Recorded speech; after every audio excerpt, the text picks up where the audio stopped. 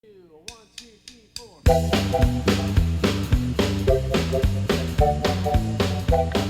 around for some great music, okay? We're it's not really a review. Actually, it's a great honor because we're going to actually be joined by the creator of Portuguese Cowboys, the new album. You've heard the title track before and you're going to hear it again. And I'm going to kick off with that.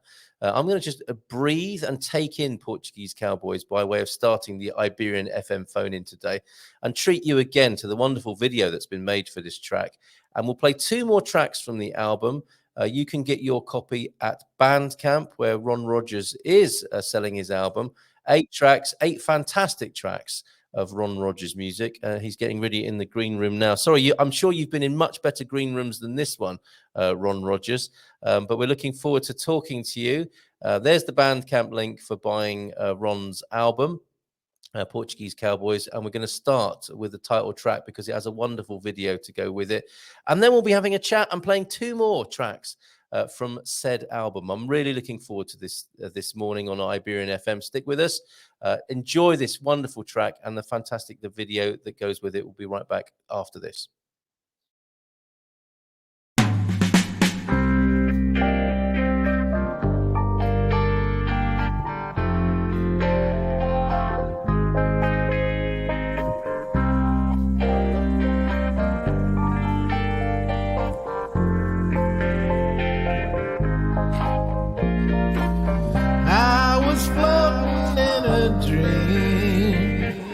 Everything was slowing down. I was stuck in the machine. Everything was spinning round. All you Portuguese cowboys, you can find me underground. I turned my amplifier all the way on 10, and you'll never hear a sound.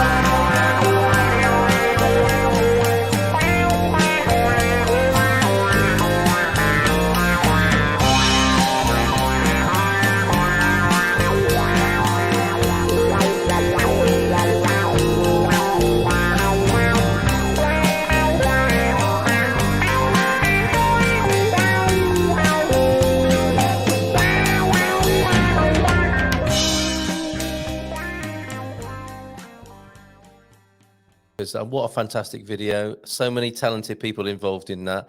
Yeah, the star of that show, the star of this show today is Ron Rogers. So let's give him a nice big round of applause. He's here with us now. Hey, Ron, how are you? Lovely to meet you. Oh, I've frozen up there, but I think you can still hear me. So how are you today? Oh, I'm pretty good. It's kind of early. Of course it is. I'm so sorry to put you through this. You're so rock and roll, mate. So yeah, here we are, just after 10 o'clock.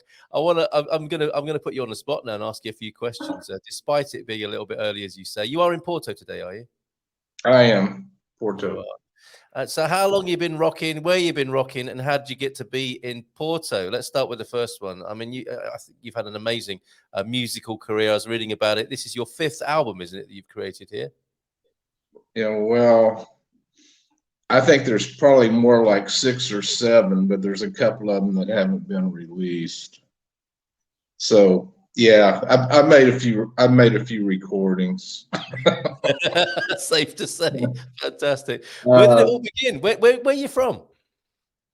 Well, I grew up in Fort Worth, Texas. And so I just in high school, I got the music bug and started playing the guitar and lived in Texas until 1989. My wife and I, Deborah, we left Austin and moved to LA for 15 years. And then I moved to Portland, but I was recording the whole time I was doing all that. I've always had a home studio starting in about 1980. I'm kind of hooked on recording. I just love recording. I like it better than playing live, although I've played live a lot. I don't know. It's just an addiction, Carl. You can't stop. So, well, I'm glad. I'm so glad. Once you get the music bug, and I think all my fellow musicians and songwriters and artists out there will, I'm sure, agree with me that once you get bit by the bug, there's no turning back, really. So we had some lovely comments while we played your video there, which is a superb video, and of course showcases Porto. Love this song, so haunting. Great song, nice riff at the end there. T-Duck describes himself as an honorary Texan, lived there for 7 years. So Thunder Duck, that's a name. It sure is. He's a regular here, and so much of this wouldn't be possible without him. He loves the hill country, he says. Yeah, sure. You know that? Wimberley. Yeah, okay. So some fellow Texans here on the screen. So how did you get to be in Portugal then, Ron? Well, Deborah and I have this thing about every 15 years we pick up and move somewhere. We lived in Austin 15 years. We lived in LA 15 years. And we lived in Portland 16 years. So moving in on about year 15 in Portland, we were like, well, what are we going to do next? We need to go do something else. And we joined a group called Portland to Portugal in Portland. It was started by a friend of ours, Mary Martins. And we came over for a visit. We came over for a month in 2019. And we just really liked Portugal, really liked Porto. Wanted to be able to travel more in Europe. And this is such a good place to base yourself. And, just looking for something else, Carl. I don't know what it is. But, it kind of matches your creativity as a songwriter, I think. So a bit of a lifelong quest, and maybe even an addiction for new experiences. You say, like writing is an addiction for you, and maybe gathering new experiences. Could be. What brought you to Portugal? I'm from the UK and I was actually wanting to get away from the UK. And a lot of UK people moved to France or Spain, and then someone suggested to me I might take a look at Portugal as well, and the rest is history. So yeah, I'm delighted to be here.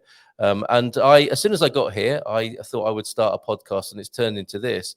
And clearly, as soon as you got here with your instruments, you put yourself in the studio. I mean, how long have you actually been in Portugal? 3 years. Right, and so presumably you got connected with or brought over your friends who are musicians, and you got into the studio pretty quickly. Well, so with COVID and the lockdown, getting together and playing with people was kind of hard to do, right? Yeah, for sure. So with the internet and all, I can sit in my studio here and lay down a guitar track and a vocal. And on the Portuguese Cowboys, I have a friend in LA, Don Fisher, that I played with for years, and he's also a Texan. So I sent him the track of me singing and playing the guitar, and he put the drums on it in his studio over there. Fantastic. Then he just sends the files back to me, and I put it together here. Then I sent it to a guy, Emery Wilson, that I played with in Portland, and he put the bass on it. Wonderful. And then I played the keyboards and the guitar, and Deborah sang on it with me, and that's how we did it. That's amazing. Because I'm reading the sleeve notes, it says that 3 of the tracks are made in the States and 5 are made here, but they're kind of they're hybrids, and they're made in both places, presumably. Then, or are you referring to the kind of mastering and finishing process? I recorded. I recorded 2. I recorded 3 of the songs while I was still in the States. Yes, but they were not finished. Uh-huh. And so I just kind of had them in the can, and then finished them out here by adding some guitars and keyboards and whatever. Amazing. So 3 of the songs were cut in the States, and I had never released them on an album. So anyway, I wanted to get them out there. I thought they were good songs, and so I just finished them up. And then the others I cut here. Yeah, they were all conceived and recorded. The basics were cut here in Porto, and I had one guy in Nashville play drums, and I had a guy in Houston play tablas and flute. I had people in Portland and LA. An old friend of mine, Fred Bova, played steel guitar and bass on a song, and he's in Connecticut. Incredible. So I sent it to him. Yeah, it's amazing. Yeah, so it's from all over the place. Yeah, and another friend of ours, Michael Bliss. I see he's on key and singing on the album as well. So you got to meet Porto. Yeah, Michael. We met he and Cheryl here and their daughter. Eliana. Yeah, Michael is an amazing keyboard, amazing singer. Michael's got an amazing voice. He contributed to 2 of the songs, I think. I think he's on 2. But yeah, Michael's great. Jeez. I'm so happy that we met him. Yeah, he's a wonderful man. Give him Cheryl our love when you see him next in Porto. Is there a bit of a scene developing in Porto then, would you say? Oh, I am having a hard time finding a scene. Oh, okay. Right. There seems to be clubs and musicians who play, copy songs. They play songs from the 70s, 60s, 70s, 80s, but there's not much of a scene for original music. Okay. All right. So we have been looking for a place to play, and I have met I did cut some songs with a Portuguese drummer and a Portuguese bass player that the drummer has a drum school right up the street from me, and I went up there and we cut some live tracks there, and that was pretty cool. Yeah, and they're very, very good musicians. They're excellent and good people too. So who knows? I don't know, I will. You will be one of the first to know if I absolutely. Get something going. Please let us know, Ron, if that happens. But I take your point there. There are a lot of covers bands, and that's a very rich and interesting scene here in Portugal. There's a great love of music from around the world, from the States and of course from the UK. And you get bands in all over the place in Portugal playing those tracks and loving them, and highly competent musicians. But interesting that you should say that. I want to put you in touch with the guy at the gin distillery, because I'm thinking that might be quite a nice. Or is he a rum or it's a rum distillery in Porto, isn't it? And I know he makes gin as well. And he's built the most beautiful place there. It could be a good live music venue and the start of that scene we're talking about as well. That'd be cool. Squire of the Shires. Yeah, rum and gin sounds all right, doesn't it, to go with the music? My dad is a player and strummer too, Ron. And the Alentejo, Thunderduck says, reminds me a lot of Central Texas. Ron, do you ever dabble in bluegrass? Well, hold that question if you don't mind, because I want to play another track. We're already 20 minutes in, and I was going to play 3 tracks from your album, and it's been a tough job, Ron, picking which ones. They're all crackers, the 8 tracks that you've got on the Portuguese Cowboys album. We love the title track, and we've been playing it for a few months now. And it was a real struggle to pick 3. Portuguese Cowboys is obviously shoo-in to be played on the show. And I've got 2 others. I was saying before you came on and earlier on in the show that my personal, or what I thought was a problem for musicians was being likened to other musicians. So I won't do that to you today. And being reduced to a one-line soundbite for an album review. I've done mine anyway. Mine, if I may share it with you, is Portuguese Cowboys glows with strong, skillful, and seasoned musicianship. The melodies are from the get-go catchy and delightfully engaging, with Ron's lyrics both intriguing and poignant. A journey, a treat, and of rare quality. And that's why we love what you do so much, and that's why we want to play a track now, if we may. What I've gone with, Ron, is for my second track is Sink or Float. So I'm going to play that now, and I'm going to scroll around on your website so people can find out a bit more about you while we're listening to Sink or Float, and we'll be right back after that, if that's all right with you, Ron. Yeah, that's fine. All right, let's do that. But that is the track. If you could tell us a bit about that. I can only recommend it at the moment until I found out a way of playing it, which I think I can. Sink or Float. Sink or Float. Oh gosh, that's another one of my running commentaries on what a mess everything seems to be. Right. Okay. I wish I could say that I was optimistic about everything that's going on in the world. So Sink or Float. I don't know. That was a fun song to write because I was kind of talking about negative things, but I was trying to say it in a kind of a funny kind of way, I guess. I don't know. Which is, I think, what you. It's hard to analyze stuff that you write. I don't. It's hard for me to explain or talk about how I write songs. They just kind of pop out.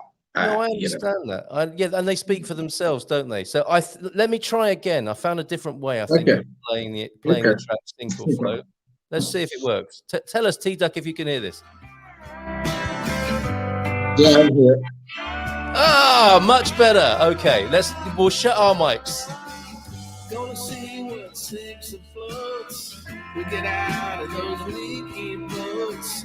On these times with you and Eddie. Shoved off in a ship of hope. Came home in a fog of dope. Now we can hear what the blind man sees. Lessons learned but never shared. Like souls in pain but never been. Tell the children to use their words. They flit around like dirty birds. The new troubadour can't play no. The Lone Ranger's got his mask. I didn't have to ask. Tonto's got him by the throat. If the truth be told, Quem sabe means asshole.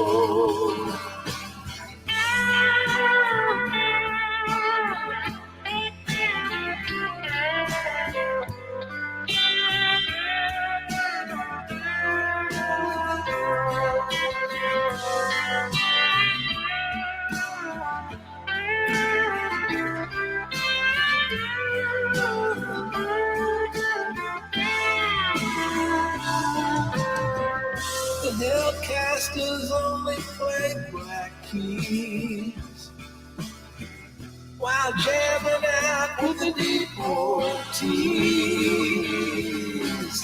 Have the teen levels of present foes. Take your cover, leave you exposed. All the best chaperones are good. We're jamming with the Pilgrim's Pride. The Chinese got chicken fried. The shade at midnight came unplugged. Showing weakness to the overlords. Get you bad time and suspended course.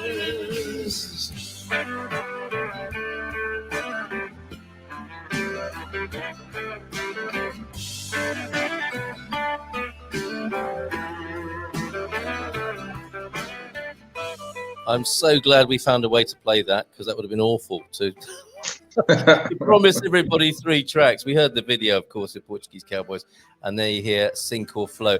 I can't not ask you about this. You say you're not very positive about the world. What do you mean, Ron? Do you not find life a little bit more positive here in Portugal, in Porto? Are you talking about more about the global scene? Well, I guess I'm talking about the global scene. I probably shouldn't keep up with news from the United States. That's probably what's wrong. You and others, I'm sure. Because yeah. everybody, half the people over there have lost it, so. Yeah. I don't know, Carl. And the I'm sorry. I'm sorry I even said that about being negative. I know that makes me seem like an old curmudgeon. Well, there's a place for that, isn't there? And I think if what happens is your curmudgeonliness is turned into the beautiful creativity that we just heard, there can't be anything wrong with that. And I agree with. I'm much the same. I like to limit my exposure to where I've come from in the UK, and I have a very similar feeling about it. So yes, glad to be then, by the sound of it, here in Porto, which is where our guest today, Ron Rogers, is based, and over here from a background in Texas and Portland, Oregon as well. Go on, carry on, Ron. Well, I was going to say that I'm very happy here. Deborah and I find it really easy to live here. The Portuguese people are extremely friendly and have been very helpful. We have great neighbors. Love the weather here. The weather here reminds me of Los Angeles, Portland, kind of the West Coast kind of, ocean thing, and it's real comfortable to live here. I suspect I will be here a long time. Oh, so glad to hear that. So glad to, and I want you to be like part of this Porto scene that we were sort of, I don't know, mourning the lack of at the moment. But I want you and Michael Bliss and others to be part of that and to visit. Michael Bliss and I have been talking a lot lately about trying to start some kind of original music scene here. And we found a couple places that we think we might could do it. And also the drummer, Ricardo Benito, who has his drum school up the street. I was actually over there talking to him yesterday, and he brought up about us playing. So, it's something that's being talked about. Mm-hmm. Oh, I'm so glad to hear that. On that note, do you have any upcoming shows? I think Thunderduck may want to pop up to Porto. Because you said before that you prefer the recording process to playing live. Is that the reason why you're not so keen on doing live shows here? No. So part of my thing is I like to have a band. I don't really like to play by myself, just me and a guitar. That is just not fun for me. I like to interact with other musicians.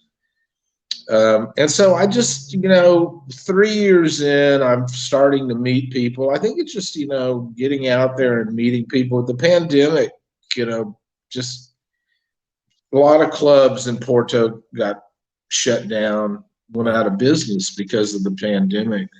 So I think that Porto's kind of just getting back on its feet as far as live music goes. Yes. Okay.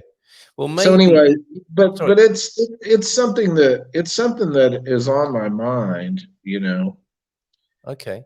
Okay. So, and rolling these themes together then of playing live and the point that was made about how the state of the world, if you like, because T-Duck was saying the world situation is depressing, but it makes for great music.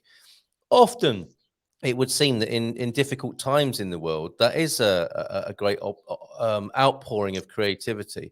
And not only that, but I agree with that. Yeah, and also social movement, of course, and a move towards better, higher ideals that are expressed in a music scene. So who knows, do you feel positive about that? How important music has been in the past to change the consciousness of a society? Because God knows we need it right now, don't we? Yes, we do. I think there's a lot of good music out there. There's so much music out there. It's hard to find it. I mean, you have to listen to a lot of music to find new music that you like, or I do. Yeah. But I'm optimistic. There's always going to be great music. I was having a conversation with somebody yesterday about the whole AI thing. They said, now AI is creating art and all this. And for me, that just makes people who actually create like I do, I think it's better for us. I agree. Because I don't care how good something is that AI does. It's not going to be as good as an artist, somebody who paints a painting or picks up a guitar and sings. I mean, I'm sorry, but it's just totally agree with you, Ron, because it's connected again, isn't it, with the consciousness that music can inspire and encourage, that changes the world, that changes people individually and can change societies, and how important music has been in the last 100 years, for example. That's true. I don't see that AI can deliver that spark that is the spark of inspiration. It can copy data, can't it? But it doesn't have the thing that you're talking about. Exactly. That's absolutely wonderful to hear that from you. Somebody who's not. It's that crazy idea that pops out of your head. Yeah. I don't think AI is going to have that crazy idea. No, however hard they try and program that in, I think that is part of us, part of our unique humanness in this whole landscape and crazy times that we live in that we're referring to here. Back to the bluegrass question then. There is a festival coming up in September. Do you dabble in bluegrass? Do you like bluegrass? We have someone coming over, a great fan and player in bluegrass. What's your connection with that musical genre? Bluegrass. I like bluegrass. There's so many different genres of music. I wouldn't say that it's my, one of my favorites, but there certainly are a lot of accomplished bluegrass musicians. I have a friend in the States, Alan Mundy. He's a banjo player. He played with a famous bluegrass band, Country Gazette. And I used to hang out with him in Austin, and he's like a lot of musicians. Bluegrass was his thing, but he could play anything. He could play any kind of music, and I think that's the deal. I think you can like any and every kind of music, and you can have one thing that you do But I think that if you're a well-rounded musician, you're going to be able to appreciate all genres of music. I agree. So, Absolutely. And I imagine that.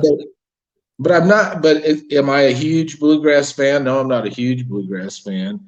You know, my thing is I like psychedelic music from the '60s, and I guess you can probably tell that from listening to my album.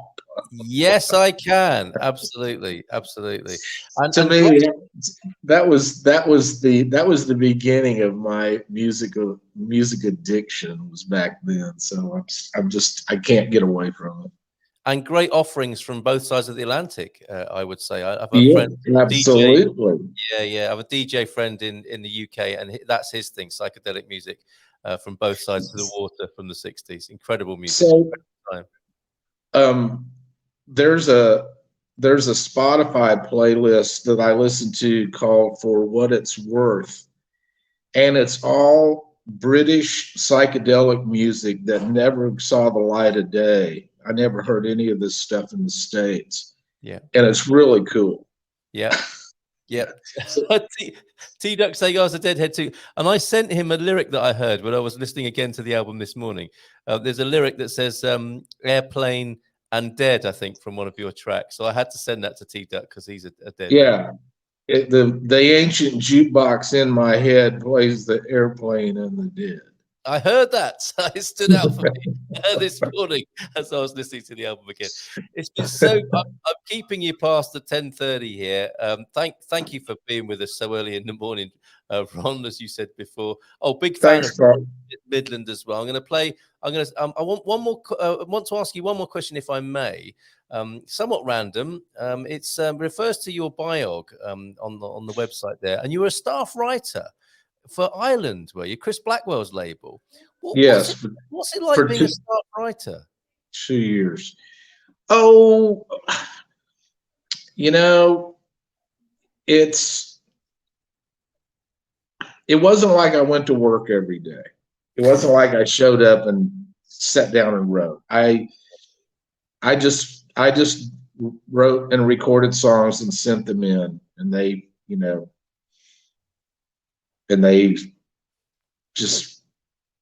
I got paid.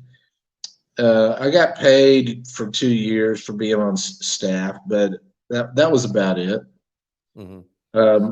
I had some I was living in Austin, and my nearest contact was LA, so it was just kind of a thing, nothing really ever came out of it other than I got to meet some people and made some money. Very nice. Not to be sneezed at then. And I'm going back to the AI briefly then, and record companies, and being paid like that and being on the staff of a corporation. I imagine the record companies would quite like the sound of an AI song generator. But do they exist anymore, Ron? The going back to the 60s and 70s, probably the height and apex of all that was good and great about music and the music industry. Do record companies, publishing companies exist in the way that we're just referring to there with staff writers? No, I don't believe that. I don't believe they do. No. Right. So it's gone now. I think it's gone. Yeah.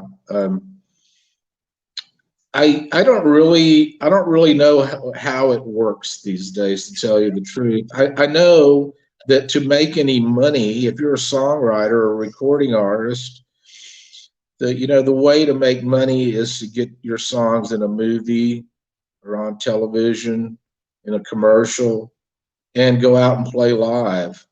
Yeah.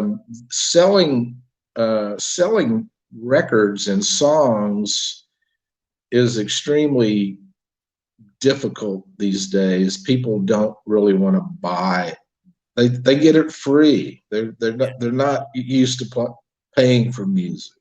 That's what's happened, isn't it? Certainly youngsters can't. The youngest of the music lovers these days won't remember going to the record store to buy their gatefold album, bring it home, all excited, opening it up, putting the record on the record deck, and opening up that gatefold to have a look at it. They just don't know about that, do they? And you're absolutely right. That was fun, man. I used to love to do that. Me too. And you would sit and listen to it, wouldn't you? You wouldn't be skipping through like you can with solid state music. No, you'd listen from the first track, and then you'd flip it over and listen to the end. Yep. And some people tuned in don't even know what we're talking about there, Ron. Yeah. If I can squeeze a quickie in as well, are you aware of Gerald Weber? T-Duck is asking. No. Okay. No, I'll check him out. All right. And so finally then, and we'll go out with your tune, but thank you so much for being here. I'm going to play my final selection, Call Me Late, which I think is nice and upbeat for a Feel Good Friday. But Ron was saying there, people are used to getting music free. How about buying Ron's album? It's on Bandcamp. That's the link to do it. 8 great tracks. It was a real struggle for me to choose 3 of the best from those 8.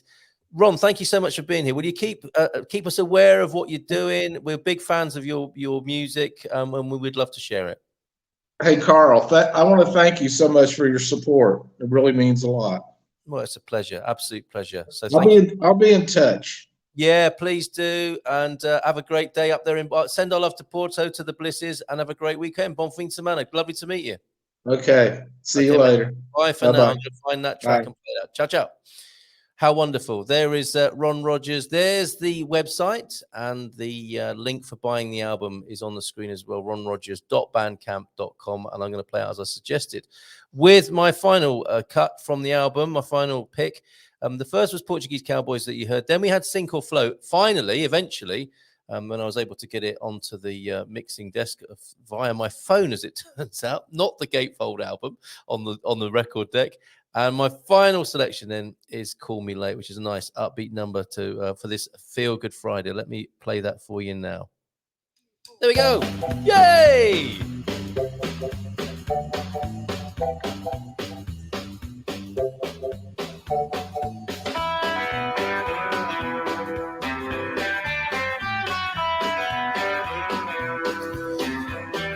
What's your name? That's what everybody says. What's your game? I'm trying to figure out what that is. Where you been? Where you going? Everybody wants to know. When I say I'm leaving, they call me so-and-so. You can call me Johnson. You can call me Jay. You can call me Little Ricky. You can call me Roderick. Honey, when you call me, just call me Lane.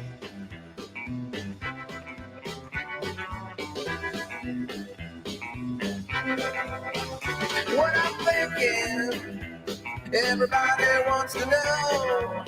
How do I sleep at night if I cover a bungalow? With my mouth wide open like some little kid. Well, honey, you don't know, but I wish you did. You can call me Johnson, you can call me Jay. You can call me Little Ricky, you can call me Roderick. But honey, when you call me, just call me Lane. Call me Lane, pretty baby. Call me Lane.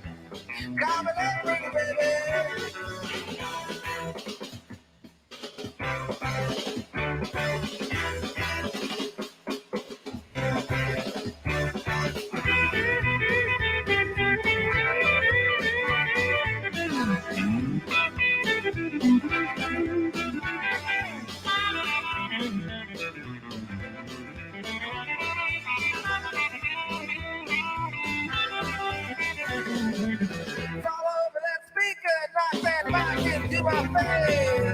That's the price I pay for being in this place. Someday I'll be enlisted, and I won't that be a bore. Until then, feel free to telephone that I don't get home till 4. You can call me Johnson.